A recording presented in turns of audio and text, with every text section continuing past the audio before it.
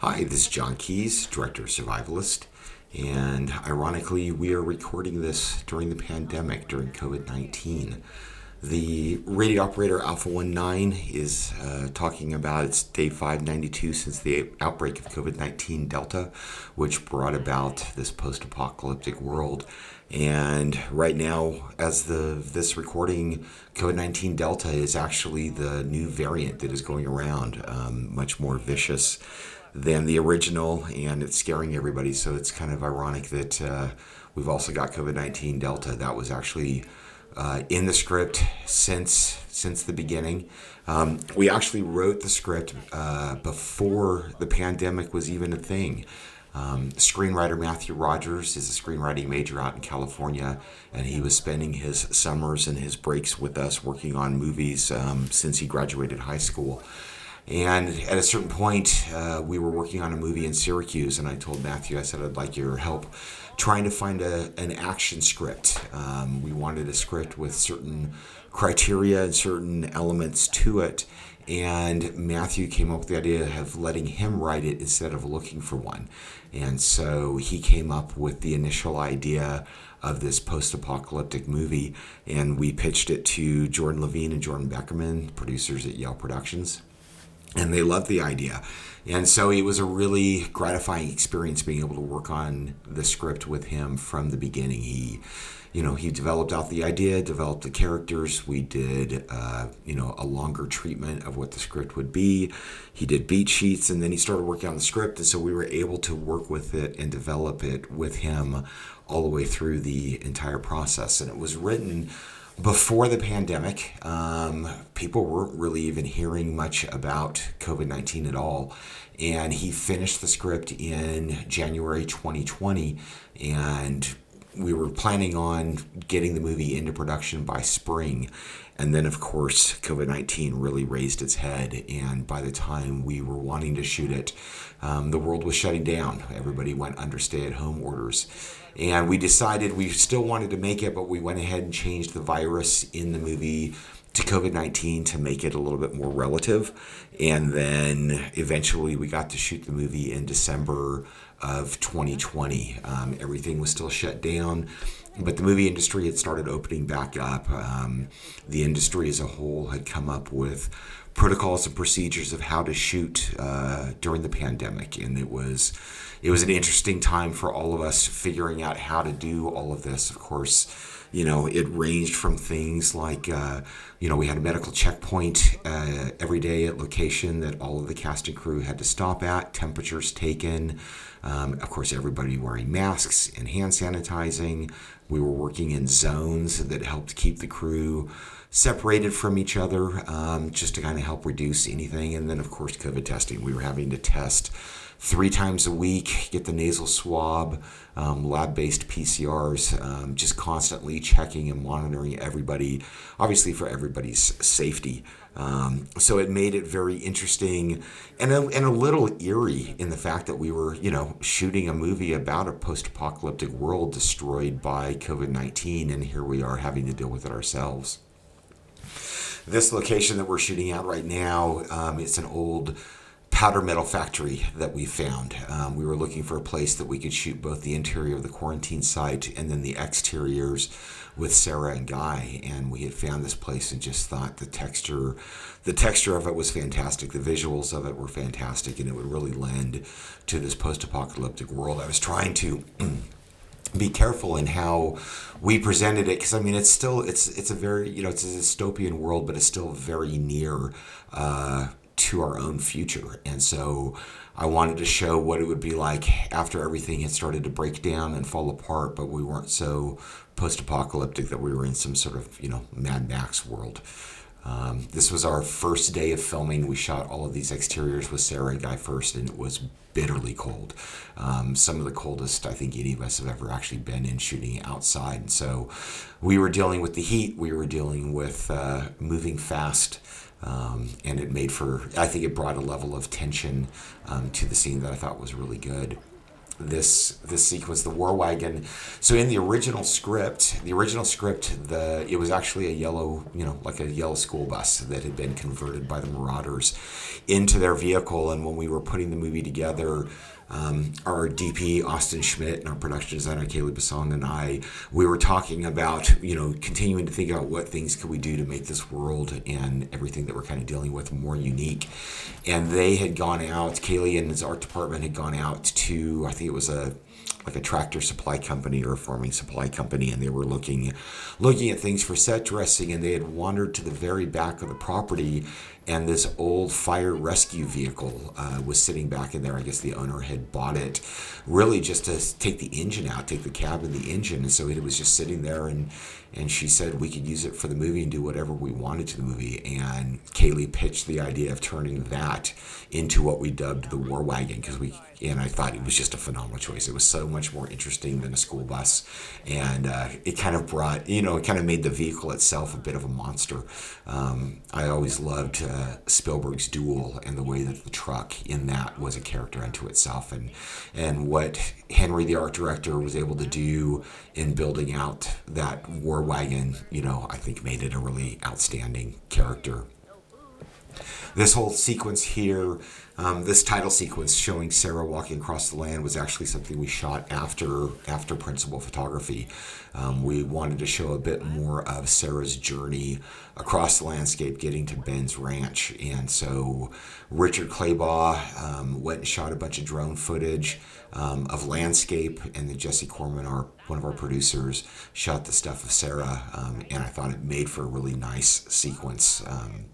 To build out a little bit of the landscape. And at the same time, we wanted to give radio operator Alpha 19 more of an opportunity to, expound upon the world. How did we get here? What is happening out in the world? And carry that story, give that backstory for the audience to build out this world.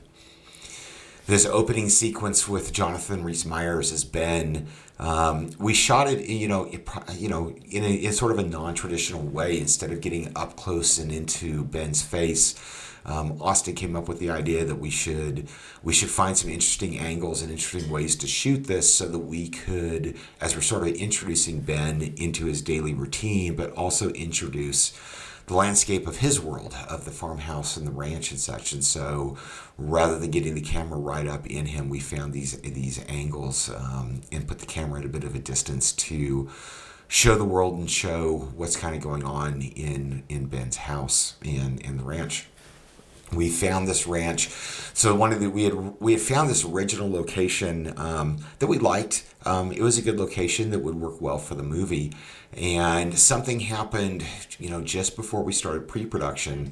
Something happened, and the owner of the original place was no longer, we weren't going to be able to use it.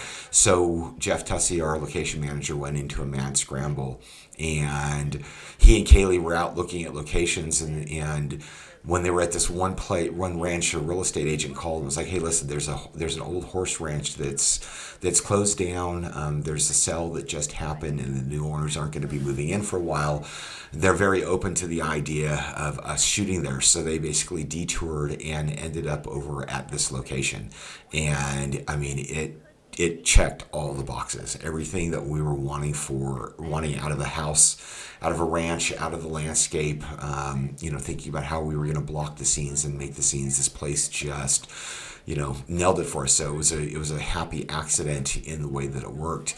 One of the things that we especially loved about it was we wanted to create, I wanted this movie from the very beginning to be a bit of a post-apocalyptic Western, give it a Western vibe. The story lends itself to it with a rancher trying to work his land and protect his land. Woman shows up in need of help, and then here come the bad guys surrounding the ranch and trying to take the woman and the ranch. And it became a very interesting, it kind of fit all of the Western movie vibe. And so we wanted to kind of imbue all of it, and that location, just worked out well with the way it built and the interior of it with the or the interior courtyard of it outside the house, but with the barns and the corrals and everything that were out around it. We ended up nicknaming that the OK Corral, partly just to continue the Western vibe, but also because of the standoff that's going to happen at the ending. This, of course, is our first introduction to the Marauders. Jenna Lee Green plays Marley. She's got a great background. She started off, I think, with Sabrina the Teenage Witch and has done a lot since then, a lot of Broadway. And her and I spent quite a lot of time talking about Marley. One of the things I wanted out of all of the Marauders was each to have their own distinct personality, bring a three-dimensional nature to them, and for all of them not to be necessarily on the same page. They've come together out of necessity. Some of them have started to buy into Aaron's Messiah complex and what he believes, is a just cause that he's doing. But for some of them, it's really just about survival, trying to find people survival. And character here of Owen, played by John Orsini, I think was definitely one of the ones that we wanted. A character that really, he's just trying to survive and he's got nowhere else to go, and so he's found himself in this situation. But he's insecure and he's not a killer, and he's just doing what he has to do to survive and lie his way through a belief in what's happening. And John Malkovich, just amazing as Aaron with the Messiah complex. John and I had done earlier in the year, we did a movie together called Rogue Hostage, and we had such a great time. And John had said, hey, let's do another one. So when we decided to move forward with Survivalist, John was one of the first calls I made, and he embraced Aaron, and just such an amazing actor with such amazing talent that he really brought Aaron to life, and did some amazing, scary things with him. So this is one of the ranches. This was originally one of the horse barns, and the new owners were going to kind of redo how they did the barn and the corrals for the horses. So this was originally filled with stalls, and we needed space for the fight that was eventually going to take place in there later. So they let us pull out all of the stalls and all of the ranch and kind of build this out the way we wanted to, which was sort of fantastic. Jonathan Rhys-Meyers came on board second, and just amazing. I've always been a huge fan of Jonathan, and he did such an amazing job with Ben and sort of developing Ben out. But while we move into this flashback, we're moving into this flashback with this B story about Ben and his father Heath, and what they went through, and how Ben sort of found himself, where he is now as a survivalist, and intent of doing nothing but protecting his land in his father's memory. Julian Sands was a wonderful happy accident. John Malkovich had called me while we were in pre-production and asked if we had cast that role yet, and I said no. And he pitched Julian. He and Julian are very old friends going way back, and he said, he thought it would be amazing if we could get Julian in the movie. And so Julian read the script, loved it, and Julian and I talked, and Julian jumped right in. And funny enough, I don't know how long ago, it was 15, 20 years ago, Julian had starred in this movie, and there was a whole flashback sequence to a much younger version of himself that was played by Jonathan Rhys-Meyers. And so they had never actually met on set because they didn't have scenes together. But when we brought the two of them together, of course, they talked about that movie. But the resemblance between the two of them was startling and uncanny. And of course, it made it even more believable for Ben to be, for Jonathan to be Heath's son. So we moved back in. Like I said, Jonathan came on board, and Jonathan's got this incredible instinct and insight to characters, and is always looking for ways to delve deeper into who the character is and mine, the depths of a character's emotions and background. And one of the things Jonathan said early on was he didn't want to be the action hero, and I was really great with that. He wanted to find ways so that the character wasn't some famous field agent, snappy with a gun and easy in killing. He wanted to make the character much more vulnerable. And so the whole idea that is divulged later, the whole idea that he was just, an agent who taught other agents how to read maps, that was something that he came up with, so that, he could find more human ways to deal with everything that he's about to encounter, so that, the firefight, the shootout, the first shootout in the movie is the first time he's ever been in a shootout, first time he's ever shot somebody, first time he's ever killed somebody, which gave him a lot of emotional range to be able to deal with the character and, bring a humanity to that character and bring something deeper to the story as a whole. And I thought that was a magnificent call.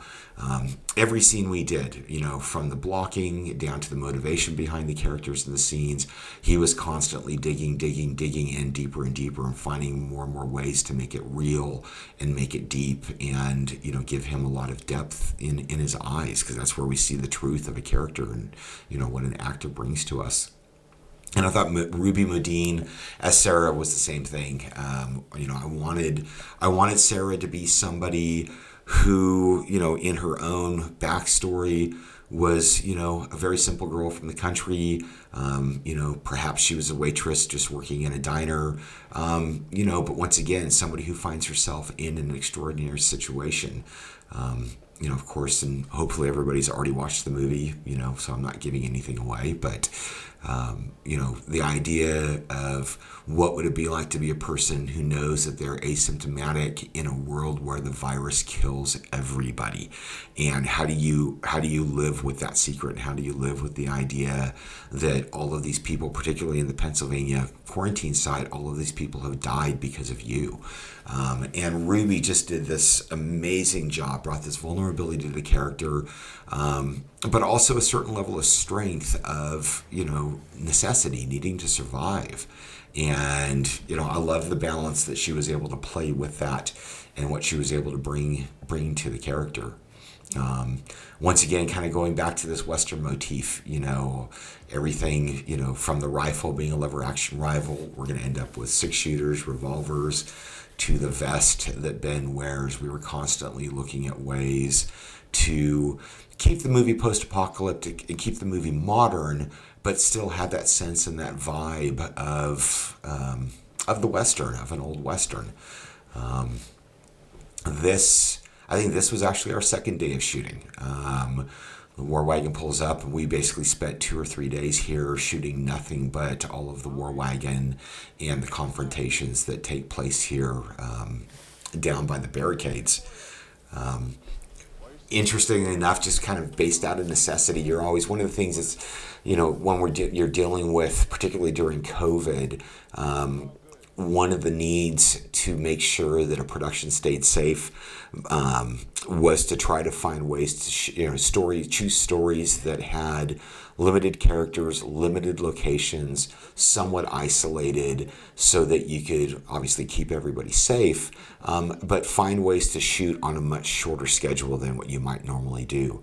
And so in shooting, Survivalist in a very limited period of time and shooting it quickly, we actually shot all of John Malkovich's side. The War Wagon side was all shot on day 2. And Jonathan Rhys-Meyers was there, and he was off camera or maybe over the shoulder onto them, giving all of his dialogue and all of his lines for John and the other characters. But then these reverses onto Ben's face, these were shot almost a week later. And at that point, some of the actors, their time with us were already past. And so, this gave Jonathan an opportunity off camera to play with the character on his day 1 and develop the character out, so that when we came back and turned around onto him, he had a good sense of the character and a good sense of what was going on. But yeah, these are both sides of the camera here, and these scenes are being shot almost a week apart from each other. John Malkovich, of course, is Aaron. There's so many different things. One of the things that I absolutely love about John, and one of the things that I just love about any, truly talented and experienced actor, is the multi-layers they can bring to a character and the different ways they can present a character in each take. And one of the big tricks to that is continuity of action, meaning that you land in the same space, you cross your hands in front of yourself in the same way, you turn and point back at the other characters at the same time. All of those keeping all of those physical actions the same, which helps us in editing to help make things match, but then changing the tenor and the tone of the performance from take to take to take. And that's something that both Jonathan Rhys-Meyers and John Malkovich truly are masters of. And what that does to us in the edit is it gives us so many ways to play with the tone of the scene and how we want to present the characters. And Alan Canant, my editor, this was our second movie together, and this was one of the first big scenes that he started editing, and presented multiple options. This is where we're really going to start to get a sense of Aaron and what Aaron's personality is like, and we did 2 or 3 different versions of the scene, taking from each of those performances. John giving it to us in a little bit more of a somber, straightforward tone, and then one that was a little bit more whimsical, and then one that was a little bit more over the top. And it gave us a truly great opportunity to create peaks and valleys with the character, find the tension in his seriousness at one moment, and then be able to see that he's a bit unhinged and a bit of a loose cannon in the next moment. And so, working with actors who can bring something like that to the table is always a joy, because it helps us build out, the performances and what's happening in each scene more and more, which was truly a whole lot of fun. The interiors here, we shot all of these interiors on day 3. One of the great things that worked out so well with the choice in vehicle for this war wagon, we've got 5 actors inside it in a limited space, and then we've got 2 cameras also inside it. So there's not a whole lot of room to be able to get in and play with the camera. Well, because of the fact that this vehicle was a fire rescue command vehicle, one entire side of the vehicle had doors that opened into, exterior doors that opened into cabinets. And Kaylee and Henry in the art department were able to remove that cabinetry so that you could open the doors and step directly inside the war wagon. That was great for us later on the shoot, because it allowed us to have those doors open and the characters could step out and be firing from behind these open doors and just kind of coming in and out instead of always having to use the back. But it allowed us to also set up cameras, outside the vehicle, but sticking in through these doorways. So it gave us a whole lot more options in putting where the camera was going to go, so that we can make this limited space still feel dynamic and still find interesting ways of doing this. Of course, we're going to go into another flashback here with Heath, and that was something else that Austin and I kind of talked about early on. One, we wanted to create a slightly different look for the flashbacks. The movie itself has a somewhat sepia tone to it. We use tobacco filters, giving it a little bit of that brown sepia tinge to it. Once again, playing with the Western vibe and the Western motif. But then we wanted something that was a little bit different for the flashback. So we didn't want to get too crazy to make it really stand out. But of course, we removed the tobacco filters. We removed that brown, brought in a little bit more saturated color, gave a little bit more to the skin tones and stuff, just to subtly create some differences between the two. And then along with that, we wanted to create ins and outs for these flashbacks. And so, kind of as you work your way through the movie, we'll see Ben, close his eyes as the camera push in, or drop his head, or turn his head like he does in the scene, finding these ways, these physical motions that would lead us into Ben's head and lead him into the memories of what's going on. And then pulling back out. And then obviously in the sound design, we kind of add some sound design in to trigger the flashbacks and the memories moving in and moving out. You can kind of get a sense just from the landscape and from the cloudy nature of the scene that, once again, it was cold. We were shooting this in December, and we were sort of fighting against the weather all of the time. And so we came up with needing to shoot fast and needing to shoot in the cold weather, and giving all of them layers of clothes, because of course all of the crew, I mean, we were bundled up beyond belief. I mean, wearing winter boots with 3 layers of socks, and long underwear and some mid layer, and then warm pants and 4 layers of shirts and jackets and scarves and everything. And so having to come up with ways to help keep them warm during all of these exterior scenes was important as well, just so we didn't get any chattering from the cold going on. But everybody sort of embraced it and helped lend themselves to what was going on. So we're getting into the second sequence with the war wagon. Once again, the direction that we're shooting towards the wagon is day 2, and then Ben's side, we're shooting a week later. And we wanted to kind of build out a bit more of the Western vibe of, the good guy and the bad guy, the white hat, the black hat, so to speak, facing off with each other, and build a really dynamic, action piece shootout that was kind of going to go along. And I love the way that John flips him off here. It was a lot of fun when we saw that. We all sort of died laughing once the scene was over with. And he, like I said, he, every single take, he gave us a different variation of how he was going to do that. And that was the one we landed on because we thought it was so fun. The barricade here and the driveway, we wanted to create an obstacle course of things that might protect the ranch, in case of some sort of attack, but also to create an obstacle course for the shootout that would allow Ben to make his way from front to back throughout. And Kaylee had come up with a ton of, he and the art department found all kinds of different things that they started bringing out to the ranch that we could use as these obstacles, from the big tires to, the old broken down car that's sitting there. And I mean, I think we kept building out. I mean, every 3 days during pre-production, I would walk out here and start playing with blocking and how did I want the shootout to go and where was everybody going to stand. And I think we probably rearranged everything half a dozen times or more over the course of 2 weeks, and then finally settled on it just before we started filming. We would take our phones and video, playing with what the actions would be and where the runs would be. And Austin was using, thinking about how it's going to shoot and what's going to look the best as the different backgrounds. And so we played a ton with this. And then we start to get into the shootout, playing with it. Ben diving behind this first one. Shooting action like this is always a whole lot of fun. We had Austin on A camera, Richard on B camera, working, and we just basically started at the front and worked our way back, of him working his way through all of this.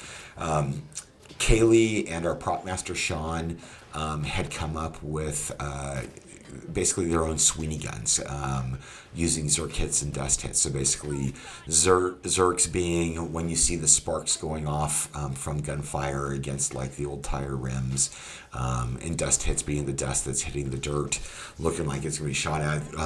Kaylee and Sean had developed their own Sweeney guns and dirt and dust hits for all of this sequence, along with Waldo Warshaw, who's our special effects coordinator. He was out there doing a lot of his own magic, working to make this as dynamic as possible. While we were doing that, there's the Zerk hits off of the tire rims. So it was a lot of fun. It was a lot of fun working with all of the characters. Kind of just talking a little bit about those characters again. One of the things we wanted with the Marauders was everybody to have their different layers of fanaticisms. With Marley being the fanatic, the true devotee of Aaron and his mission and the Messiah complex. But everybody else having different layers, all the way from Owen, like I said, who's he's there out of necessity and of survival. Obi playing John, having bought into this and believing in it, but still there being a level of, humanity to himself, in fear of what's going on. And then Thaddeus, playing Matthew, who not quite the fanatic that Marley is, but definitely a true believer. And, I think creating that dynamic between all of the characters made the Marauders a much more interesting group than just a bunch of bodies to shoot. Was a whole lot of fun. We kind of played a lot. We were moving fast with this shootout sequence, and working our way back. And Jonathan loved to throw himself on the ground. He had no problem doing it, and it made him and what he was doing with Ben and a bit more dynamic and a bit more action oriented, along with everything else that's going on. And so we would just take each beat, each placement one at a time, and come up with the blocking. Shauna Galligan was my stunt coordinator on this. She choreographed a lot of this. We had met Shauna. We had done a movie in Puerto Rico called Chick Fight, and she was the stunt coordinator and the fight choreographer on that.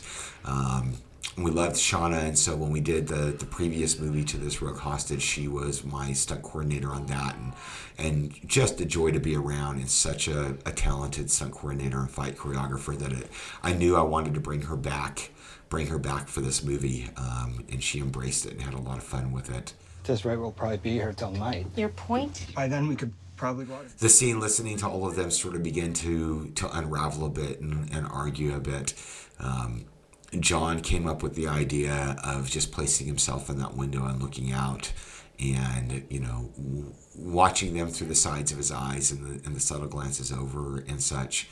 Once again, finding ways in a tight, contained space to make something sort of dynamic and interesting out of what's going on, and making Aaron a truly believable character who's ultimately only cares about his own goal, and you're either going to believe in it or you're not, and if you're not, then he's as likely to kill you as somebody else. So you're either with him and believing in the idea that he is some sort of messiah with the ability to stop the virus and keep the virus away and keep you safe, or he's going to kill you quicker than the virus is going to do. And I loved the subtlety of what he brought in this scene and the danger that he did. One of the things that I wanted to do, we had to kind of figure out, as we were kind of going through this, was we wanted to be able to change out the weapons and the guns that Ben has. And so I had to find ways throughout this sequence to allow him to lose his gun so that I could then change him out to a 6-shooter. I think originally we had him firing a rifle throughout this entire sequence, and I wanted to lose that. But I didn't want to have him also with a 6-shooter at this point. I wanted him to be able to get that here in a little bit and strap the belt and the holster on. So we gave him the other gun, but found ways for him to run out of ammunition throughout the sequence to get rid of the guns as he went. And of course, he fires through the window, which ricochets and shoots Aaron in the leg so that we could debilitate him and keep him in the war wagon until he reveals himself in the end. Hurry!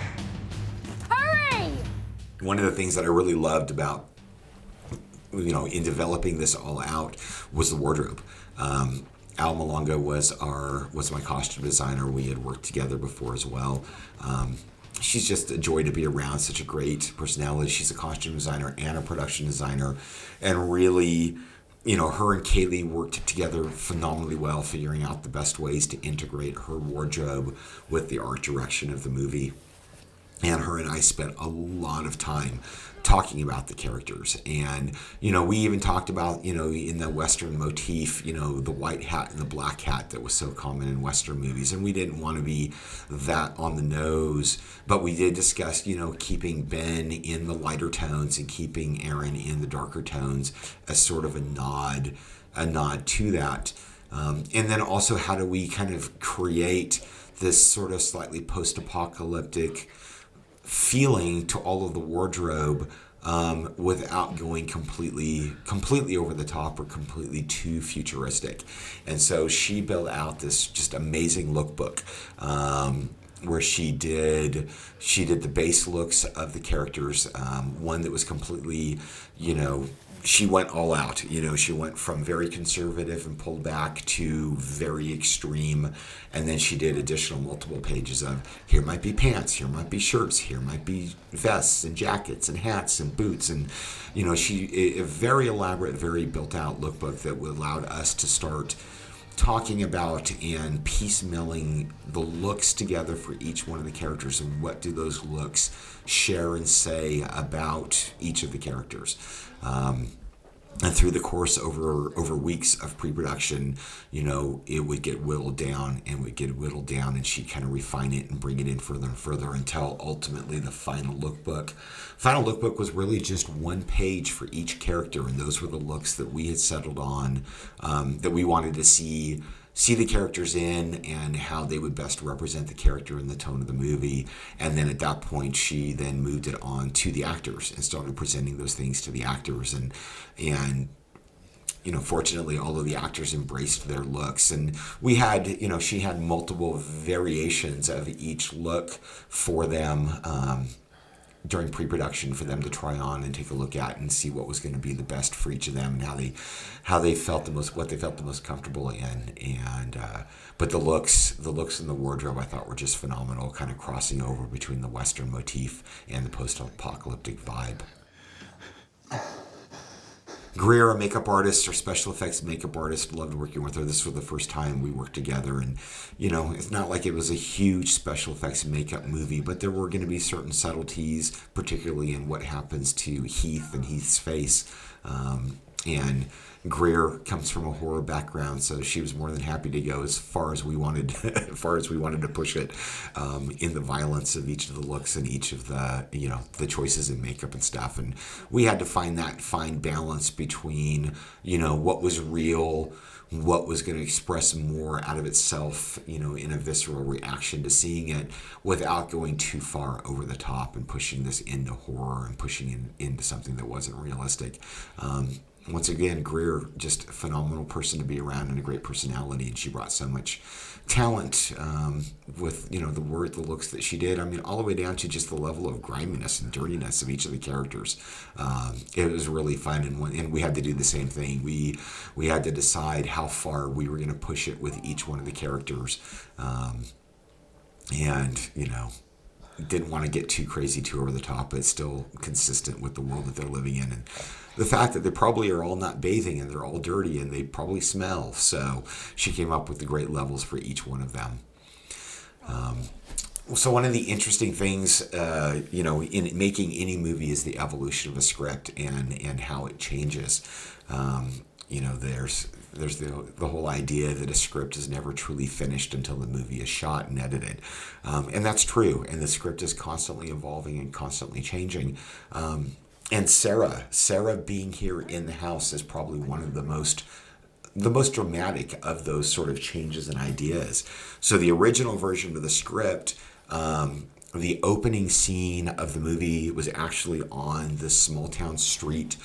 A lot of survivors in the streets, pilfering, rummaging, trying to find, food and drink and stuff like that, while guards are up on a roof and the war wagon pulls into the town, swiping up Sarah off of the street, kidnapping her into the van or into the war wagon.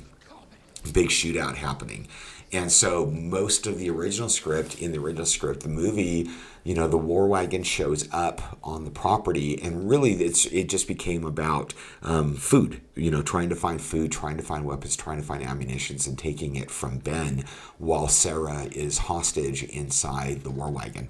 And eventually, towards the end of the movie, she's able to escape the war wagon, her and Ben. And so Ben really has no relationship with her until the end of the movie.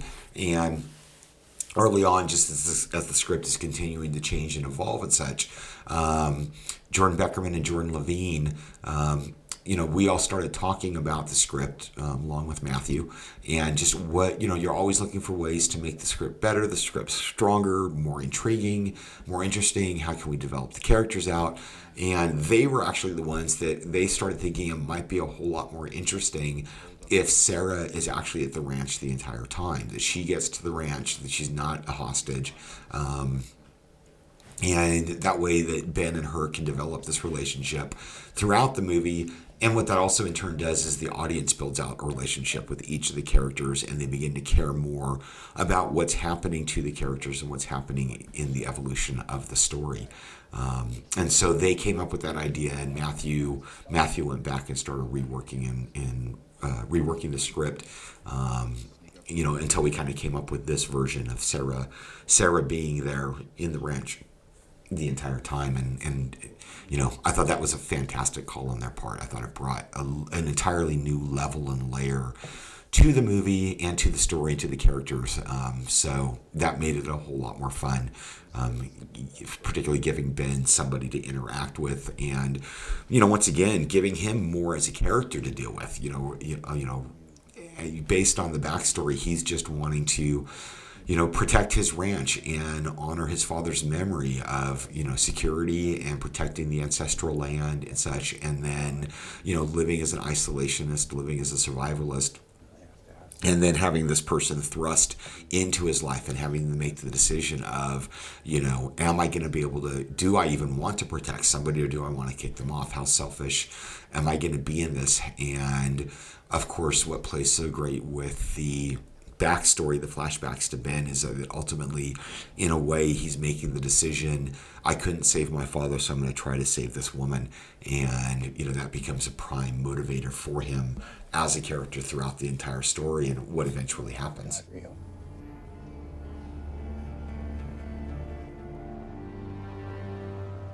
The greatest experience. So as we were kind of, filming all of this, we were all essentially living on this ranch for, almost 3 weeks, filming all of this. This was another sort of sequence of figuring out how do we want to make this war wagon work. We realized when we were filming it, we wanted to, literally have the war wagon, bash through the barricade, and wood go flying everywhere and splinter out. And we realized a little too late that the turn from the road into the driveway and the barricade was too tight of a turn to actually get the truck going fast enough to do it. So we shot as many different things as we could to build out the sequence. And in the original script, this whole sequence between Ben and Sarah was one entire scene by itself until the end when they both hear the wagon. Then we go to the war wagon, as the war wagon is just basically about on the ranch and was supposed to come crashing through the barricade. And because we couldn't actually do it on the day because it was just too tight of a turn, we couldn't get it going fast enough. It was Alan, the editor, who came up with the intercutting nature of the scene of going from the war wagon, going into the back, going to them, going back and forth. And I thought Alan did just this amazing job of building out a dynamic, interesting sequence that sells the intention and sells the whole idea of what's going on without just the traditional, war wagon, vehicle crashing through a fence. So I thought he did a lot of fun. I thought he did a lot of great job making it a fun sequence that works. Once again, I keep looking at Ruby's eyes, Sarah's eyes, and the fear and the vulnerability in them, and the need to be, for help from Ben on this. And once again, one of the reasons why I loved having Ruby playing Sarah in this movie. So, of course, we've now got the war wagon parked halfway up the driveway. It's made its way through, and now the Marauders are on the ranch. And this is where all of the action is going to start to play itself out. Marley, you're my right hand. John and Jenna had such a fun time together playing the dynamic of Aaron and Marley. And particularly, I love the scenes where it's really just the two of them. I think when we've got all of the Marauders together, each of them in their own way are playing playing a little bit of more extreme version of themselves and their beliefs, but the fact that Marley was the nurse with Aaron when he first comes out, or first comes out of his sort of stupor, and the virus, his fever's broken and the virus is gone. The fact that the two of them have this history together, and she, buys into the Messiah complex right from the beginning because nobody's ever seen this before. I love the scenes that are just the two of them together because there's a different layer to what's happening between the two of them. The friendship is more there, the relationship's more there, and a bit of the vulnerability of each of them. We get to see a little bit more of who they are internally with each other, when it's just the two of them. And I love the dynamic that occurs in those scenes, contrasted with when they've got all of the marauders and they're trying to sort of lead the troops on. This scene is one of the scenes where we first had to start dealing with the weather. There's snow on the roof. Actually, we had a huge snowstorm the night before we shot the scene, and so I can't remember what, we were shooting some interior at the top of the day while most of the crew was outside, on the roof in the front, shoveling snow off the roof, shoveling snow off the eaves, removing snow and melting snow in front of the house. We had them remove as much as we could to make it work continuity-wise with everything that was going on. But if we had pulled the camera back another 2 feet and pulled that frame out a little bit larger, you would have seen about a foot of snow on the ground all the way around. So we started dealing with the snow on that day and what was going on around us. A lot of countries closing their borders. Yeah. So with the deer blind, we built the deer blind out in the field. We wanted to find a place, obviously that would work with the story and where the context of where the deer blind is in relation to the house and the barns and what people can see. So we built the deer blind up here with little flyaway walls around it. And then we had scaffolding built all the way around the deer blind so that we can move the camera around. So Richard and Austin were each on the scaffolding with their cameras shooting Ben and Heath.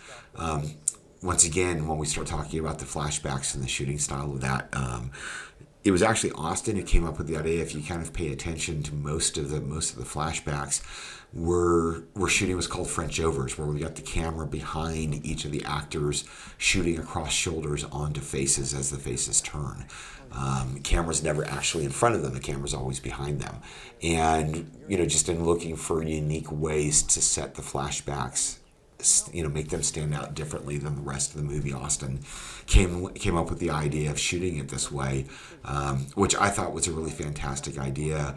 And in a way, it ended up, you can see when you're shooting in a direction like this and when you're shooting a scene like this, the actors have to do a lot more physical action in order for the camera to see them. They have to, they can turn into profile, they have to turn further into the camera for the camera to see it. And so because all of these scenes are about the conflict and the tension between Heath and Ben, the fact that we chose this shooting style and then what Jonathan and Julian each had to do physically brought even more tension and conflict and gave them more to play with in the scenes through their physical gestures and the ways that they chose to work their body. For me in particular, just from an acting perspective, this is actually one of my favorite scenes in the entire movie. I thought that the build up of this scene was just fantastic. It starts off, everything seems to be fine. Then Heath begins to introduce these ideas that, we think that this, feels a little bit odd. Ben is trying to call him on his bluff, and the way that this scene builds itself out until the dam breaks and all the emotions and all the fear and all the anger and everything that's been truly pent up over their past history together really comes rolling out. And I don't know, for me, this is probably one of the best scenes I've ever seen Jonathan Rhys-Meyers do. I mean, he's done obviously tremendous work and has a lot of great scenes, but I love the scene and love watching watching him and the truth in his eyes, and the disgust and the anger and the pain and the hurt, and how he's able to roll himself through all of these emotions, I thought was just amazing. And Jonathan and Julian and I spent quite a bit of time talking about addiction, and how the addict, being Julian, how the addict, denies and lives in this world of denial and, deflection, and, how does the person, affected by the addict being Ben, how do they react, and what is it that's happening to them, and the resentment that builds up. And, we spent a lot of time talking about addiction and emotions and how all of these things sort of bounce around, and they tend to be very explosive, and they tend to be very much like a roller coaster. And they eat at you, but then particularly when it's somebody that you care about and love, how you quickly try to step beyond that pain, and then you start to support the addict again, but you don't mean to support it, and it's very codependent. We spent so much time talking about all of these different things for them to latch onto and embrace in how each of the characters, play them, and so much of that came out in the scene, which was so fun to see, and they did it in like 3 takes, which was fantastic, which was so beautiful. So we're back in the barn.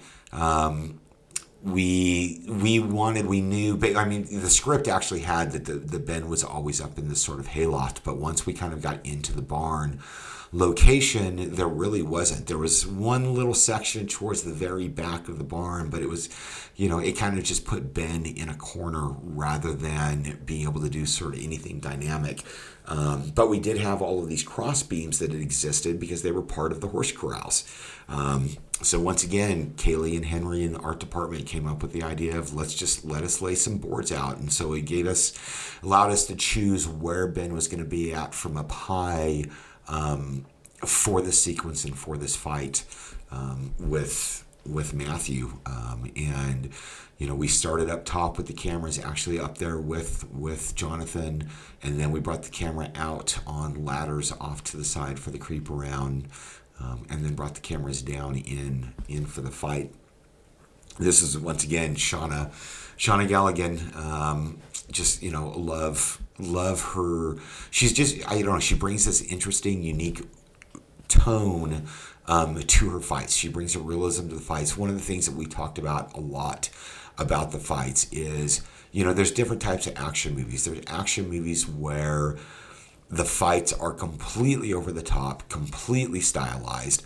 And don't get me wrong, I absolutely love movies like that. And I love the fantasy nature of some action movies. But at the same time, for something like this, we wanted to bring a realism to the fight. We didn't want, like Ben as an example, we didn't want him to be this martial artist with this whole history of kicking ass and taking names and stuff. We wanted this to be a guy who's really just fighting for his life. Obviously he was FBI and he would have learned self-defense and procedure and stuff, but at the end of the day, it's nothing that he ever practiced in his life or in his career, and now he's just simply fighting for his life. And so the things that Shauna came up with of how to deal with the fights, and how Ben would deal with them were just fantastic, and a whole lot of fun to shoot, and it gave the actors a lot to be able to play with.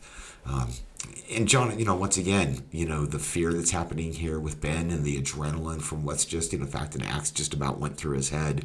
The acting here is just amazing. And then just intercutting with Marley and Owen and what's happening out here at the deer blind, and having to sort of make his way through the ranch without being caught and kind of catching what's going on. And once again, all of these scenes are just obviously being filmed days apart from each other, and having to pay attention to how to cut these things together. I'm gonna take a walk in the woods. You can start seeing, you can actually see it a little bit with them right now, their breath, as it was getting colder and colder. I think this was probably the night before the first big snowstorm that we had to deal with out on location. as everybody's sort of dealing with it. And we had to bring in, there had been quite a bit of rain, and you can see the gravel there on the ground. It had turned into a complete mud pit out in the middle of the OK Corral. And so we had to bring a bunch of gravel in and fill that in just so that we could even, so that Jonathan could even run across it. Otherwise he was going to sink into mud about knee deep. And I think we actually shot, so like this fight that's coming up, this fight with John, John and Ben was on the same day that we did the fight there in the barn with Matthew. It was pretty much as scripted. When Matthew wrote the script, he writes out his action in a lot of detail, and we always know. I mean, I think anybody who's going to, work in the movie business understands that there's certain things that you write that are going to change on the day. And fights and action sequences tend to be like that. There's certain people who write scripts where it becomes very, almost like one line. Two characters enter the house and fight, and that's about the length or the duration of what's written in the script because they know it's all going to be entirely built out. Matthew and myself, we like to write out. We like to write out the whole action. We want the reader to really be able to visualize how the entire fight's going to go and what the entire fight's going to look like, with an awareness that location is going to dictate what that ultimately looks like. And then there's a lot of other creative people involved in the movie. So, Shauna took what was on the page, but then also took what the environment, the landscape is of the room and the geography of the room, and she worked out how the fight would play out. And I would say half of it still plays itself out from a story standpoint. All the beats of that story were there. The gun getting knocked out upstairs. John's gun running out of bullets down here, but then the nature of the fight became all about Shauna and what we could do with the space that we have, what's in the room, what are the best ways and the angles and stuff. And she came up with this just beautiful brawl. Even though it's two people punching each other, which obviously is violent in and of itself, but you get into something like this where it's two people really on top of each other, and it becomes, I don't know, when you get in that close, the violence obviously feels harder and more dangerous and more personal. And Ben's fighting for his life in this sequence, and obviously John is too, but he doesn't quite make it. But I love what Jonathan Rhys-Meyers does here. After he's basically choked out and killed John with his own hands, the level of emotion that he now has to deal with, realizing, he's not a killer, but he is spending his day killing, and he's now just killed somebody with his own hands. And you can get a sense of all of the emotion that's running through him with that, the fact that he's taken a life, and then, carrying through the realization, but I still have to protect this woman, and I still have to deal with what's going on. And I like the fact that John played both pain and anger. Pain over what he's having to do, anger at the circumstance that he's been put into. And I love that the way he plays both of these things. You did that? One of the other elements of any, not every movie, but obviously most movies, music. And Ben Wyman, my composer for this, this is our second movie together. Ben's got this very long rock and roll background. Dillinger Escape Plan. He was one of the founders of that incredible band, all the way through to playing guitar for Suicidal Tendencies. He's got this very long, illustrious background as a musician, and a really renowned guitarist. I got introduced to Ben prior to Rogue Hostage, and Ben was looking into moving into composing, and so he did the music for that, and absolutely loved the style and the energy and the tone that he brought to the music.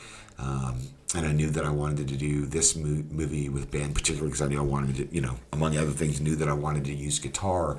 And one of the things that we talked about, he and I and Alan, the editor, the three of us talked early about was what was the music going to be like for this movie, and really wanted the Western motif, the Western vibe, but not.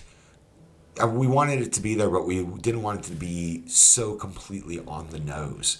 And so Ben spent quite a bit of time developing out different sounds, obviously a lot of guitar work, but developing out different sounds with his guitars that in the appropriate moments would bring some really interesting obvious Western sounds, and then a rock and roll sound to it, which also at certain times brings a level of violence and danger to it. So the music was particularly important to us, and Ben just really brought it on. I love this scene. This was John's idea to set himself up to the door, but never look back at Marley. And I thought it brought, obviously it puts him in a very powerful position with a level of confidence that he has this sort of control over her, but never actually has to look her in her eyes. And Jenna and her body postures and her movements and how she played it, really shows that she's playing herself as second under Aaron.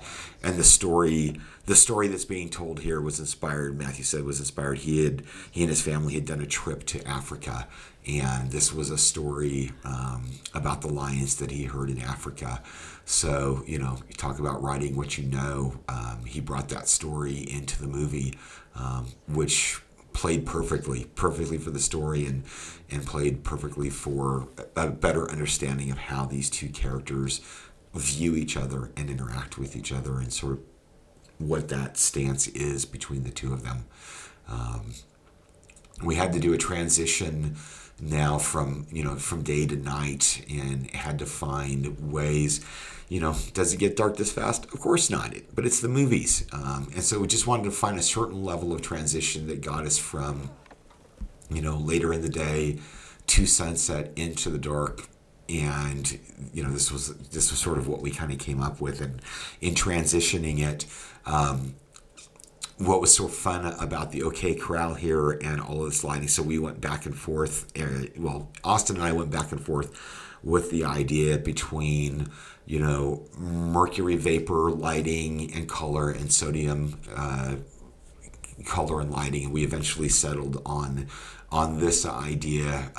We felt that the green would be a really interesting contrast to what we'd already been viewing throughout the movie. And, it's got a little sickly look to it. Of course, we're dealing with a pandemic and a virus, and it allowed us to create more contrast between the daytime world that we had just been living in.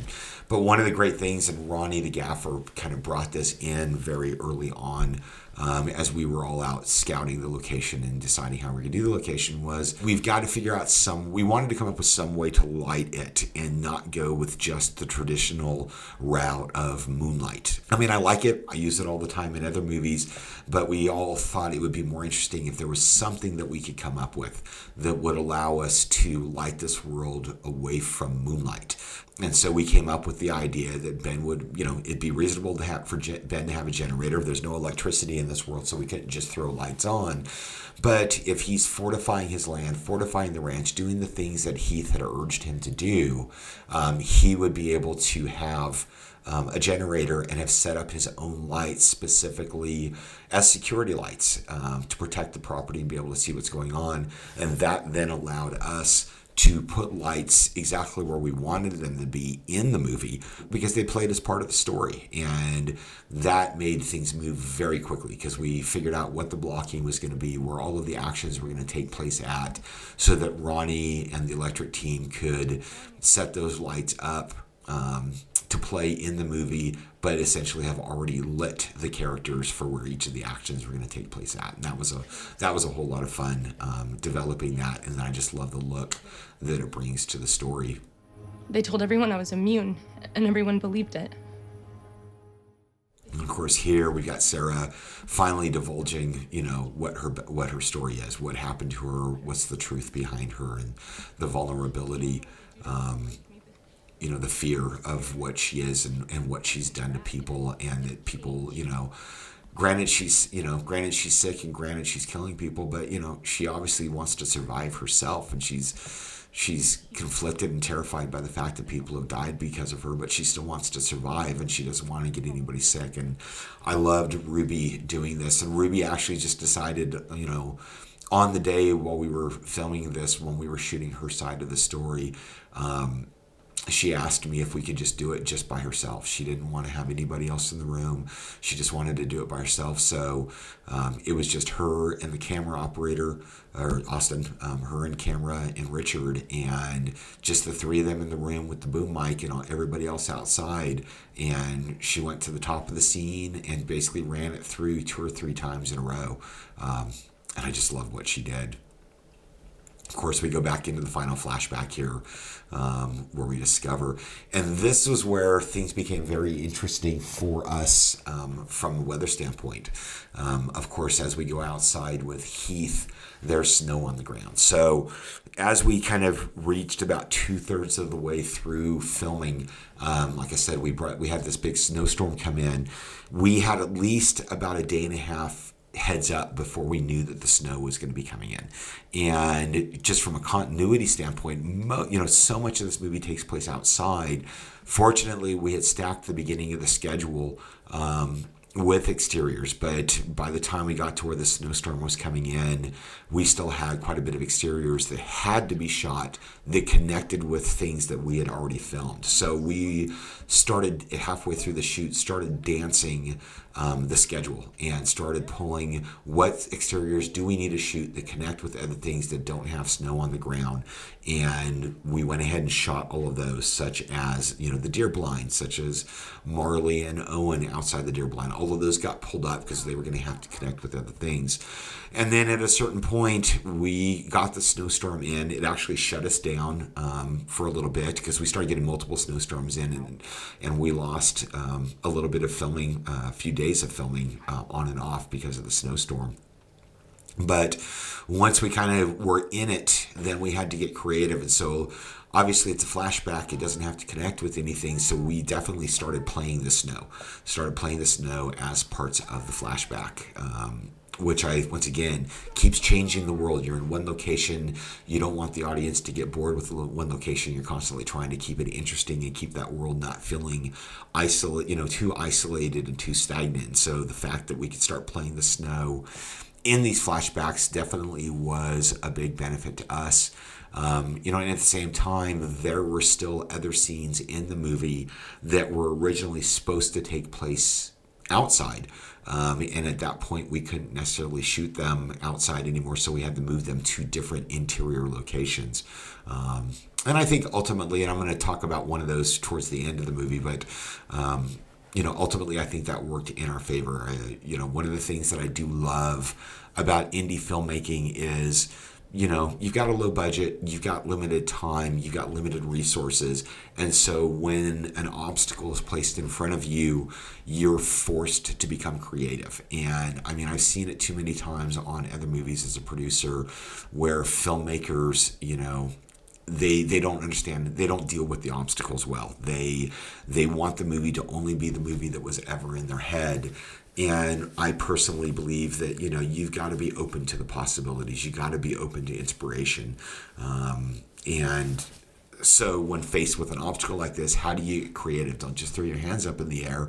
Don't stomp your feet because you're not getting what you want, but let's get creative. Let's get into figuring out how to make the movie stronger and more intriguing and more exciting, in the face of that adversity. And particularly, this crew that we worked with, we all had that mentality. And so every time we were faced with the snow and, the snow not allowing us to shoot anymore outside, we find very quickly everybody coming together and finding a very interesting creative way to move that scene indoors or to shoot that scene in a way that you couldn't see the snow. And I ultimately believe that it actually made the movie better and made the movie stronger because of all of that. This was definitely one of the last exteriors we were able to shoot before the snow started coming in. was this sequence. It was fun, and this was like another fun example of like being ingenious. What particularly with night scenes when you're doing guns, if you're shooting blanks. Or if you're shooting a real gun, you get a true muzzle flash, and that muzzle flash creates a light that wraps around the character. It's the nature, obviously, of a light flash. We just, for expediency and speed, weren't using blanks on this movie. We had made the decision to do all of our muzzle flashes digitally, which is a fairly common practice now. But what you lose in doing that is the light, the flash that would come out of the flash of a muzzle flash, the light that would flash onto other people. Ronnie and his electric team love the LED lights that everybody has an opportunity to use now, and he created. They basically used these LED lights that would do a very quick 1 to 2 frames flash, and we started choreographing everything of the gunshots and the lights flashing at the same time. So at least when we got into the edit and into the post and put the muzzle flashes in, we'd have that wraparound light. And it was kind of fun. It was fun for a lot of us hadn't actually had to utilize something like that yet in filmmaking. And so particularly because of these night scenes, we had to develop that. And the first once or two times of doing it, it took a little bit of getting used to, of kind of figuring out, certain very subtle cues for everybody to know when the gunshot's supposed to happen, when am I as an actor supposed to pull the trigger, when am I as the light operator supposed to hit the flash, and But once we did it a couple of times, everybody started figuring out the cues and putting those in, and it really helps make the movie stronger and more believable than just simply a digital flash later on with no wraparound light. This was also, this little montage, this flashback was something that wasn't in the original script, and Matthew and I were talking early on about the script and about the story, and when we kind of got into this spot, Ben's already killed 3 people at this point. He's never killed before. And we both started feeling like we needed something before what's going to happen, something that gives us a little bit more backstory, emotional context or tone to the world and what has happened and the violence that has kind of happened in the world based on the pandemic and civilization breaking down and falling apart and everything being lost. And we felt like if we kind of created this montage, this backstory, it would give a little more motivation of Ben as he starts to get angry. Listen, we have all, and I think all of us in the real world, we get this now, having gone through the stay-at-home orders and gone through the shutdown. What happens to us mentally and emotionally and even spiritually as a result of the isolation and the fear of what's being lost and the lack of humanity and the lack of being able to interact with each other and all the things that came with the shutdown. This kind of helped, kind of bring that back to mind and, lead us into, the fears that all of that brought. And I think that allowed, as we kind of come out of this, and of course, radio operator, once again, Lori Petty just doing this an amazing job with being the radio operator and the voice, her own character with her own voice, helping lead us through what happened in the disintegration of society and the collapse, and her own wishes to be able to connect with people and remind us where we came from. This kind of was a really great opportunity to remind us about all of this that then motivates Ben's anger. You came to my land, you came to my property, you tried to take it from me. After all of this that we've all been through, now we've kind of come to this where we're just animals fighting with each other.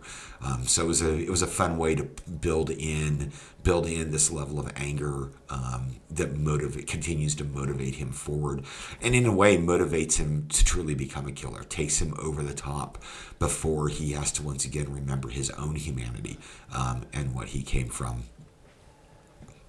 this was one of those scenes that we were actually shooting during the snow. We had to find ways. This was originally a scene that took place outdoors, and we needed to move it indoors. And then one of these secondary barns that was in the OK Corral, we opened it up and we found a way to block it. I think when we first blocked it, we were kind of overcomplicating things, and it was going to require a whole lot of different angles. And Jonathan, once again, keep it simple, keep it real. And so Jonathan, he ultimately kind of came up with the blocking with the tape and how he was taping up Marley and how he was talking to Marley. He just figured out a way to keep it simple but keep it real, and keep the emotional context of the scene there. But yeah, we were shooting that with snow on the ground outside. The deer blind, this was a fun night. This was a fun night to shoot and such.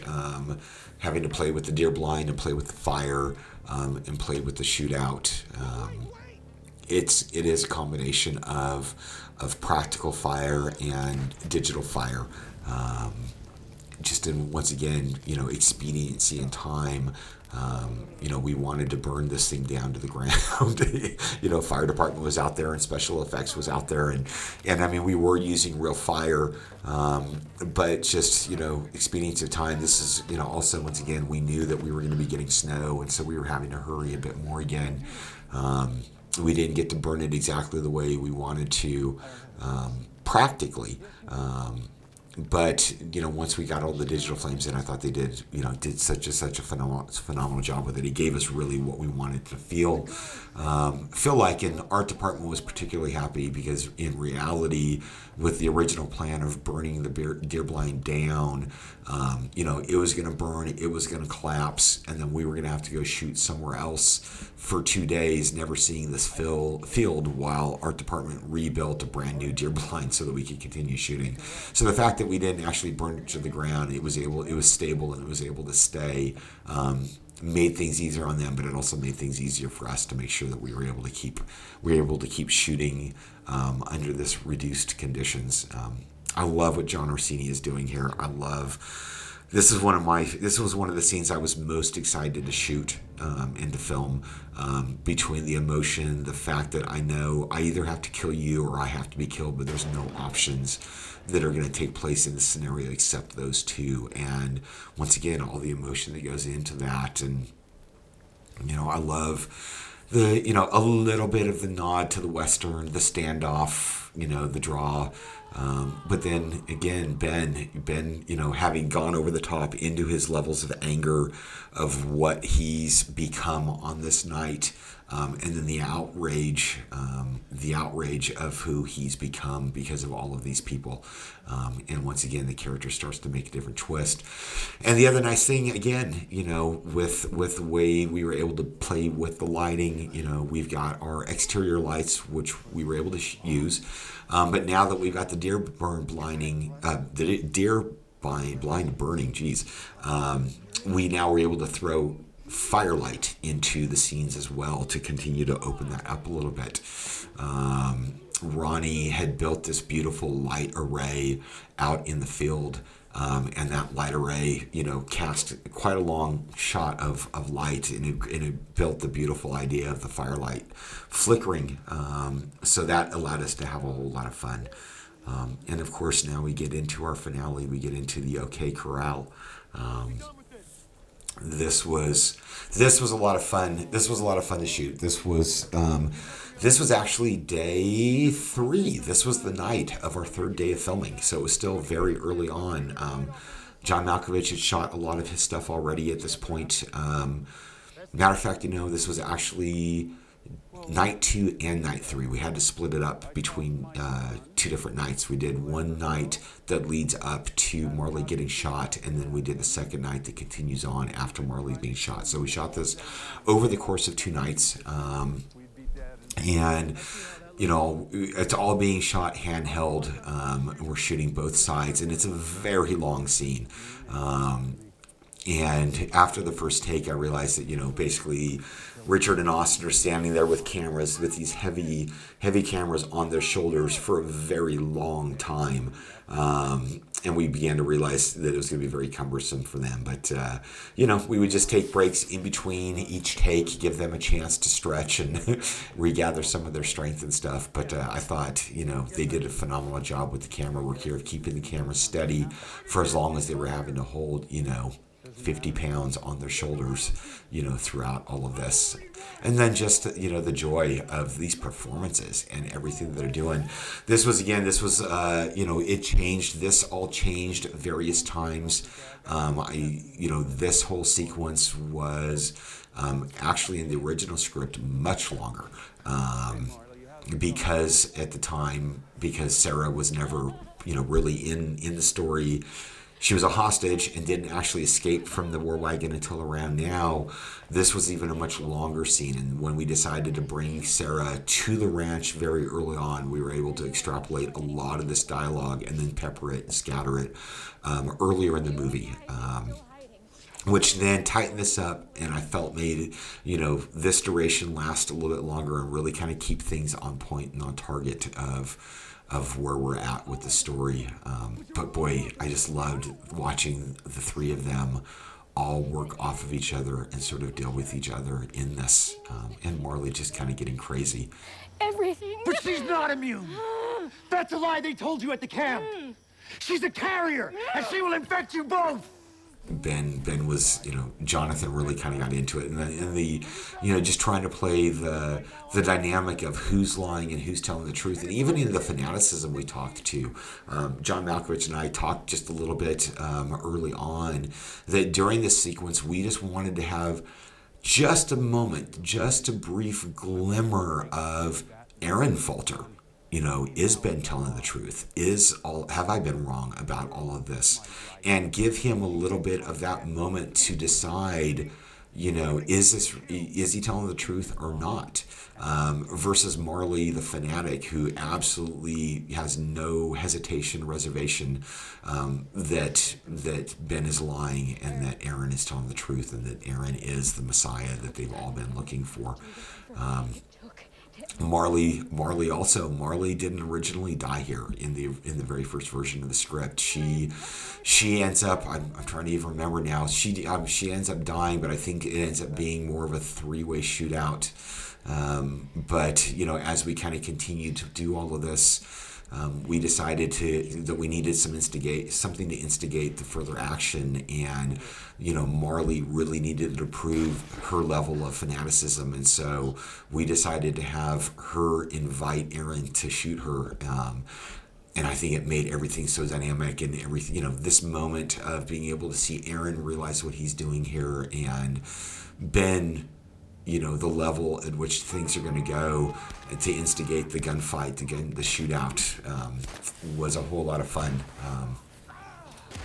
They played a lot with this, with this and the fight, the tackle and stuff. And then, we're shooting Sarah here inside the house on a completely different night, her getting the gun and stuff. But we had shot these over the course of different nights and such. I guess, now I'm thinking, so I guess it would have been over the course of 3 different nights because of the stuff here with Sarah and the finale. We decided at the end, particularly with Jonathan and how he wanted to approach the Ben character and stuff, that after everything he sort of learned about himself during the course of the story and not wanting to be a killer, that it would be a much stronger revenge to force Aaron to live with what he's done. But we still at the same time wanted our bad guy to die. We wanted to kill our bad guy, and it made sense for Sarah to be the one who does that. So it gave Ben resolution to his character, and what he's been through. But then at the same time, it gave Sarah an opportunity to have the revenge that she deserved and earned because of what Aaron has put her through in the killing of her brother. And once again, going back to that snowstorm, so we shot all of this over the course of day 2 and day 3, but now the ending of the movie was supposed to all take place out here in the OK Corral. The ending And we were going to shoot that on a completely different night. And that night happened to be after a snowstorm. So we did this part of it. This is where we were going to end out with, was just this part of it.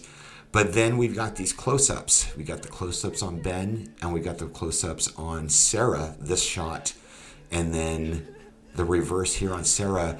We're actually shooting with a whole bunch of snow on the ground. We went back and picked these moments up so that we could shoot above the snow to then close that scene out instead of it continue on like it was supposed to be, and decided to move this ending scene inside the house because, of course, we had snow outside.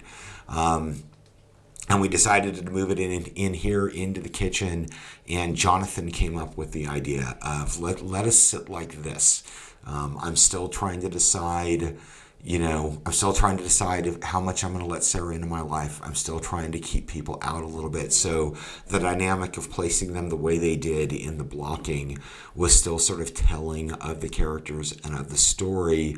But then through the evolution of what's happening in the scene and the dialogue and making the decisions to carry on, I mean, obviously we realize that Ben is going to allow Sarah into his life, and he's going to break out of this isolation, this self-imposed isolation. And, in a lot of ways that isolation is a result of guilt over Heath's death. Having allowed Heath to die and the guilt that's there, and now he's going to break himself free. He's been able to find some redemption and find some salvation through Sarah, and now they're going to kind of continue on from here. And I don't know, we'll have to end up seeing sort of what adventures and where does the future hold for Ben and Sarah as they leave here. You coming with me?